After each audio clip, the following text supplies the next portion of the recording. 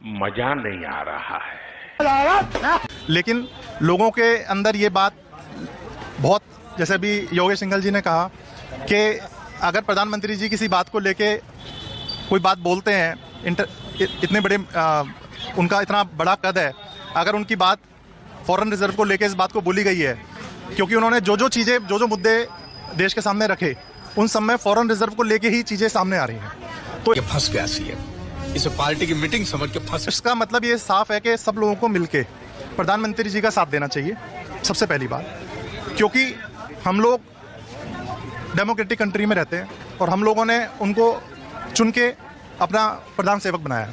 तो अब वो सबका फर्ज बनता है कि अगर वो किसी बात की आपसे रिक्वेस्ट करते हैं तो आपको सबसे पहले उनका साथ देना चाहिए। दूसरी बात, मतलब इसी तरह की चीज़ें सबके सामने आएंगी। अभी तो थोड़ा ये प्रधानमंत्री जी ने बोला है ये बात, इसके बाद समझ में आएगा 2-4 दिन में कि क्या हालात रहते हैं।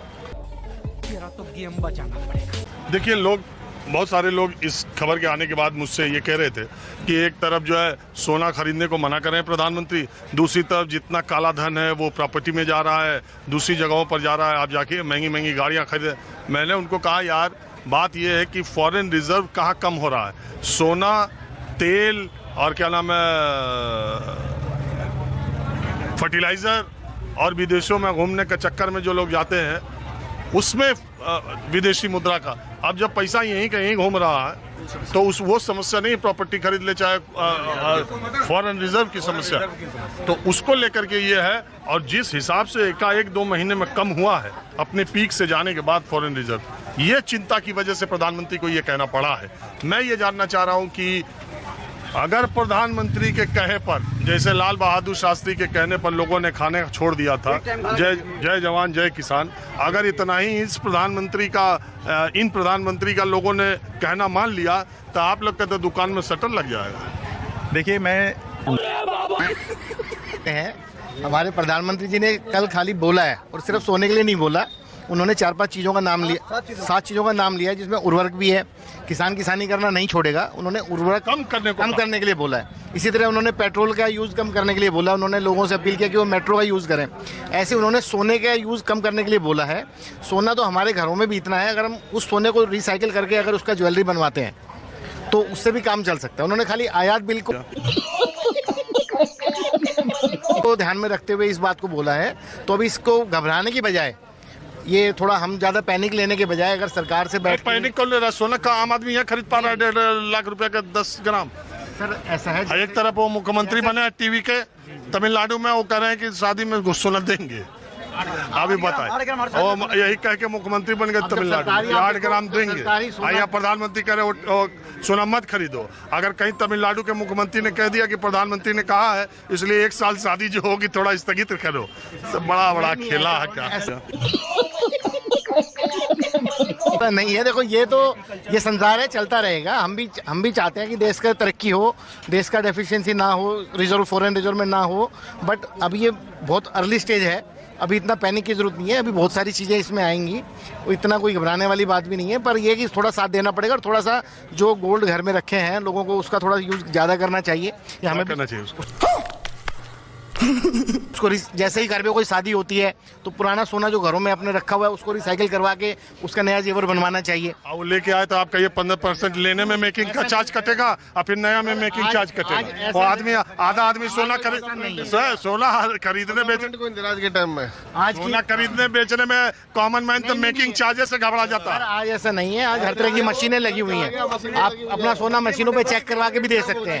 सारा बिल्कुल हमारे इंडस्ट्री में ट्रांसपेरेंसी। बता दें गुरु जी, आपका नाम क्या है? गोपाल गर्ग। गोपाल जी, अगर आप छोटे शहर से सोना खरीद लीजिए, अपना जो 50 साल से ज्वेलर है उसके यहाँ से लेकर के आइए, ये जो बड़ी बड़ी कंपनियां शोरूम बने हैं उनके यहाँ ले जाइए रिसाइकिल कराने, वो पता नहीं कौन सी मशीन रखे हैं उसमें डालते ही कहते हैं ये 18 कैरेट का है, जिससे आप 50 साल से खरीदते आ रहे हैं वो तुरंत कह देते हैं ये तो 18 कैरेट का है आपका। वापसी तो जन्म जात से था, ये तो पहले के जमाने से हो रहा है ना। आज की जो क्या बात कर रहे हैं?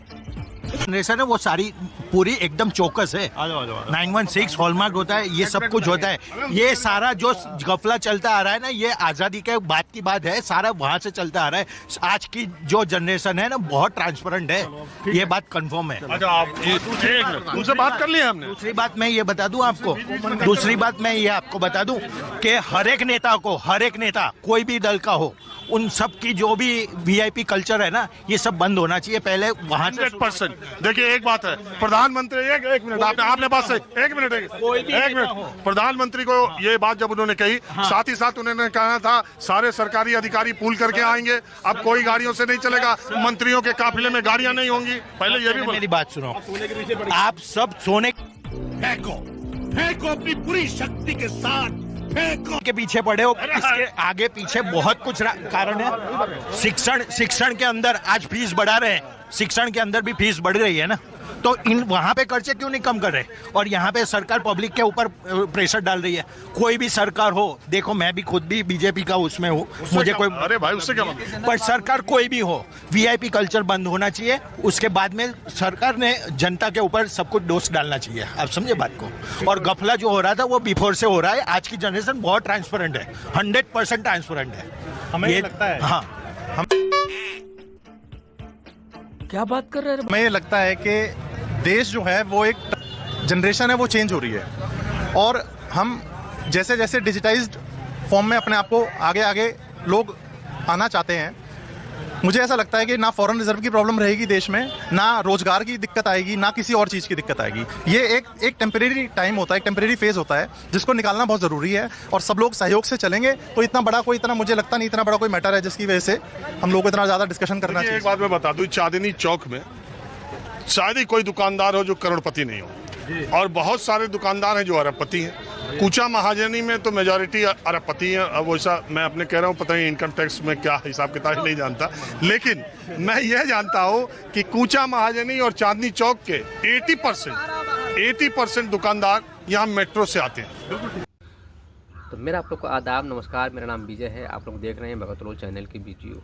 तो आप लोग जो है देख रहे हैं इस टाइम पे कितना जो है हो हल्ला हंगामा मचा हुआ है।